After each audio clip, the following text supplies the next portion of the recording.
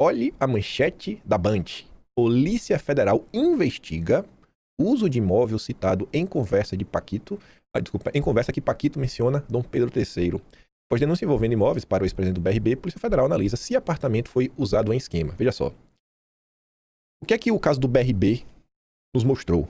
Que o Paquito presenteou o ex-presidente do BRB com imóveis.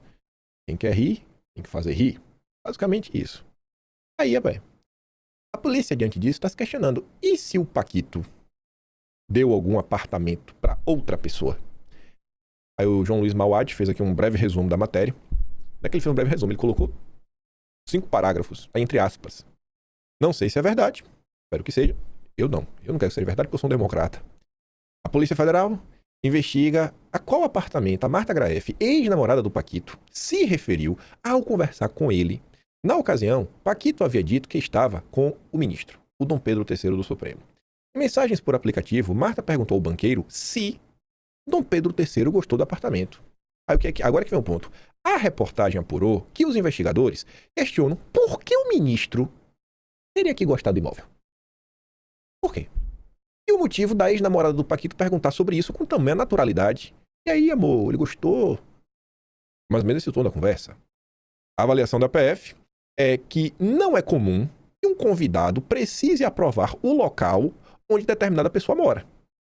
Por isso, a fala de Marta foi recebida com estranheza desde o início. Os investigadores, que antes buscavam pistas em paraísos fiscais, dinheiro em espécie, transferências bancárias, agora mudam o cenário de análise. Os agentes estão em alerta para apurar se Dom Pedro III também teria sido favorecido pelo Paquito com imóveis de luxo. É o marceneiro do Metrópolis, coloca ali o trecho. De acordo com a apuração da repórter Tayane Mello, da Band, PF apura se Dom Pedro III teria recebido imóveis do banqueiro. Nota minha. Isso indica o ministro do Supremo está sendo oficialmente investigado pela PF? E como é que a polícia vai apurar isso? Já tá indo pra cima do cara? E aí, vai fazer? Vai pesquisar o que? Nos registros de cartório de... Rapaz, complicado isso aqui, viu? Que coisa, viu? O clima no Brasil está muito antidemocrático. Do jeito que vocês gostam, né? Vocês já gostam de uma antidemocracia. Vocês têm que se controlar. É porque, viu? Vocês... continue aprontando, viu? Supremo contrata monitoramento para saber quem são seus críticos nas redes. Isso não é a primeira vez que acontece, isso já aconteceu no passado. Antigamente tinha uma empresa chamada Novelo Data, que fazia diversos relatórios e enviava. Quando eu percebi que isso estava acontecendo, eu adaptei. Pra gente conseguir falar de tudo sem falar nada. Um jeitinho, falar de tudo para não aparecer nos levantamentos. Aí o Wilson Lima, do Antagonista, publica ali, né? O pregão eletrônico. Diante das críticas e da crise, o Supremo abriu uma licitação para contratar uma empresa que fará o patrulhamento do que se fala da corte e dos ministros em tempo real. Vai lá, vai. Viva a democracia, né? Essa é a democracia que a Globo, o Estadão, o Antagonista, todos eles ajudaram a implementar no Brasil.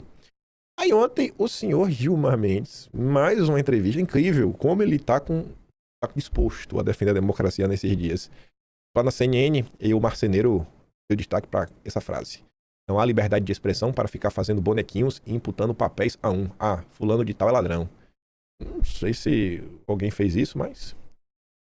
Não, aqui foi um erro, na verdade, que eu já até me penitenciei, já pedi desculpas, porque todos sabem que eu tenho assim, um engajamento, eu respeito muito a comunidade homossexual. Todos podem saber disso, defendi no Supremo Tribunal Federal a questão da união homoafetiva, mas o que eu quis dizer é que não é livre, não há liberdade de expressão para ficar fazendo bonequinhos e imputando papéis a um ou a B. Fulano de tal é ladrão. Isso não é liberdade de expressão, isso é qualquer outra coisa. Não, mas estão fazendo a guisa de sátira. Não, isso tem consequências, sobretudo hoje com as redes sociais. O que eu quis dizer foi isso. Peraí, viu? Mas cuidado, viu? Esse é o tipo de post que eu gosto. Porque a pessoa faz uma crítica muito bem embasada e ainda aponta para o passado, para a verdadeira perseguição que foi instaurada nesse país. Foi contra o bolsonarismo. O Hugo Freitas escreve assim, urgente. Perfis que pediram o impeachment de Gilmar Mendes são investigados pela PF por ordem do Supremo. Também são alvos do inquérito das fake news, posts que criticaram Toffoli, chamaram o tribunal de escritório do crime, ou defenderam investigações contra o Supremo no Congresso, capitaneadas pelo senador Alessandro Vieira. O Globo prepara editorial com o título: Críticas não podem ser incluídas no inquérito das fake news. Não espera. Notícia de 2020.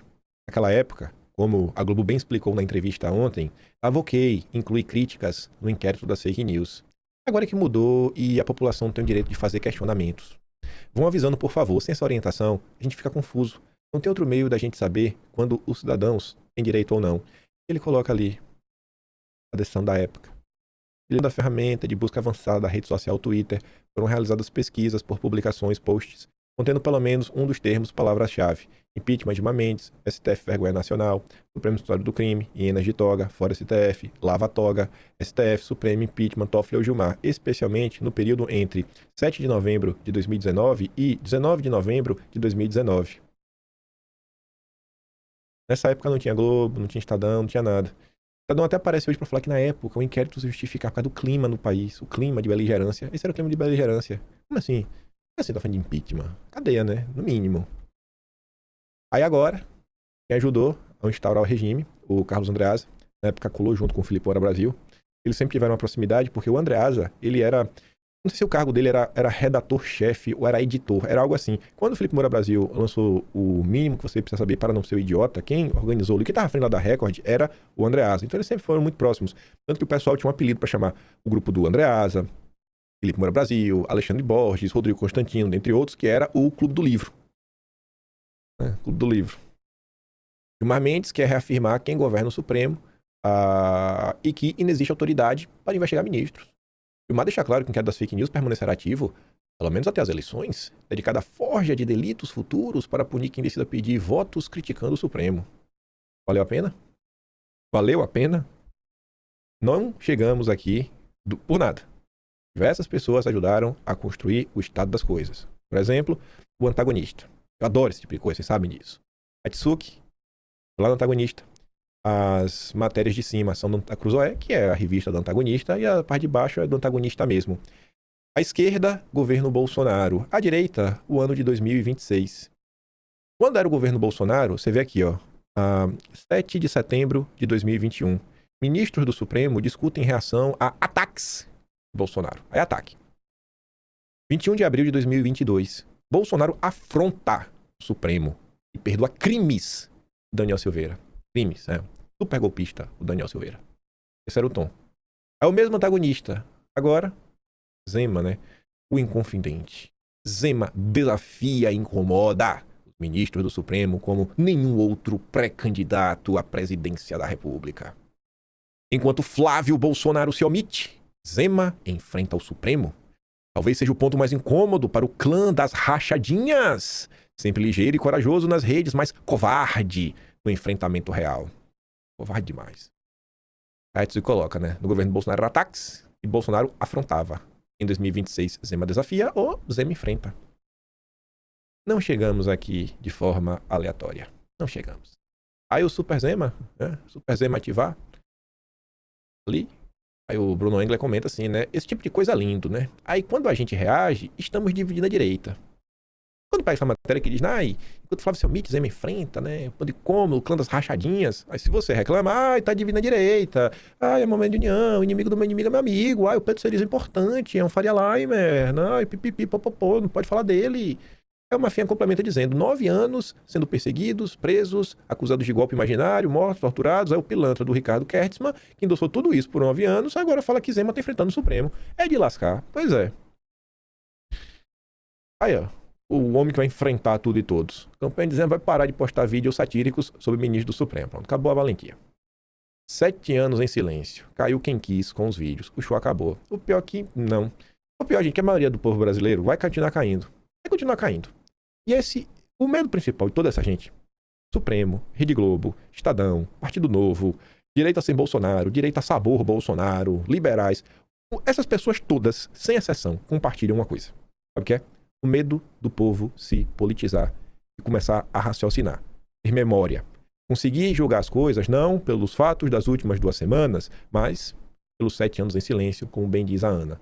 Olhar, passar e falar, cara, que maluco hipócrita. Ele não fez nada. Até a Débora lá falou que a Débora realmente tinha que ser condenada. Aí agora ele vai bater de frente com o Supremo. Isso não faz nenhum sentido. Quanto mais as pessoas se politizam, menos esse tipo de lacração rende votos. Isso aqui, obviamente, não tem como concordar, né? Pelo amor de Deus.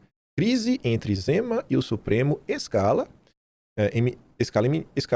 Acho que é I, né? Em vez de ser em. E ministro já fala de prisão de ex-governador de Minas.